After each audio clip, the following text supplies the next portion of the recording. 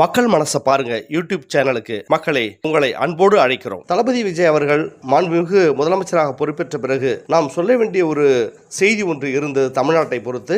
ஆனால் அவர் சொல்வதற்கு முன்னாடியே மூன்றாவது கையெழுத்தாக போதைப்பொருள் ஒழிப்பு திட்டத்தை மிக சிறந்த முறையில் நடத்துவதற்காக நடவடிக்கை எடுத்தது மிகவும் பாராட்டுக்குரிய.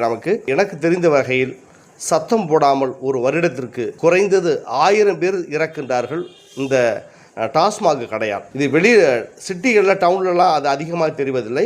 கிராமம் தோறும் டீ கடையை போல வைத்திருக்கிற டாஸ்மாக் கடைகளால் எனக்கு தெரிந்து பல கிராமங்களில் வருடங்களுக்கு 10-20 பேர் மரணம் அடைவதை நான் கண்கூடாக பார்த்திருக்கிறேன். அவைகளுக்கு ஒரு விடுதலை வேண்டும் என்று எத்தனை தலைவர்கள் போராடியும் ஆர்ப்பாட்டங்கள் செய்தும் எத்தனை கிராமங்களில் பஸ் மறியெல்லாம் செய்தும் ஆனால் இன்னும் அதற்கு ஒரு முடிவு இல்லாமல் இருந்தது. தளபதி விஜய் அவர்கள் மாண்புமிகு முதலமைச்சராக பொறுப்பேற்ற உடனேயே தான் போட்ட மூன்றாவது கையெழுத்தாக போதைப் பொருள் ஒழிப்பு நடவடிக்கையாக போட்ட கையெழுத்து ரொம்ப மகிழ்ச்சி தரக்கூடியதாக இருந்தது. தமிழக மக்களின் பெண்களின் எத்தனையோ பெண்கள் தன்னுடைய தாலியை இழந்து குடும்பத்தை இழந்து பள்ளிக்கூடம் படிக்கின்ற மாணவர்கள் மாணவி கூட இன்று தமிழ்நாட்டில் போதைப் பொருள்களை டாஸ்மாக் கடையில் விற்கக்கூடிய பீர் பிராந்தி போன்ற ட்ரிங்க்ஸ்களை வாங்கி சாப்பிடக்கூடிய நிகழ்வுகளை எத்தனையோ காணொளி காட்சிகளில் யூடியூப் சேனல்களில் நாம் பார்த்திருக்கிறோம். இது போல தமிழகம் போதைப் பொருளால் குடியால் சீரழிந்து போவதை மீட்கக்கூடிய ஒரு அரசாக நமக்கு கிடைத்தது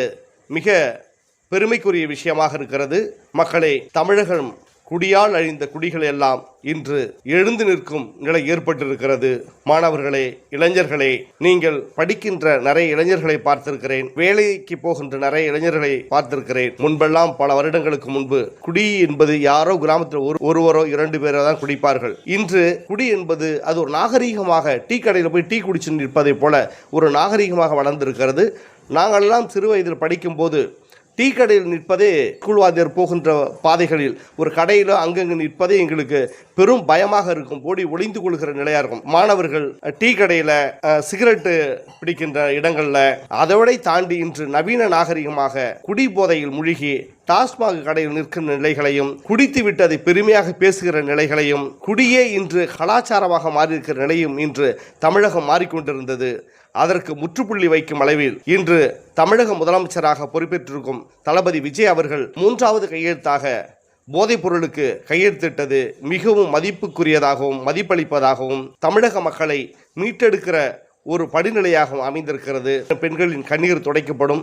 வீட்டில் இன்னைக்கு விவசாய வேலைக்கு வெளியில் கூலி வேலைக்கு போகின்ற 500-800க்கு போகின்ற கூலி வேலை செய்துகின்ற வருகிற ஆண்கள் பல குடும்பங்களில் பாதி பணத்தை குடித்துவிட்டு வீட்டுக்கு வந்து பெண்டாட்டியிடம் 100-200 சில பேர் கொடுக்கிறார்கள். சில பேர்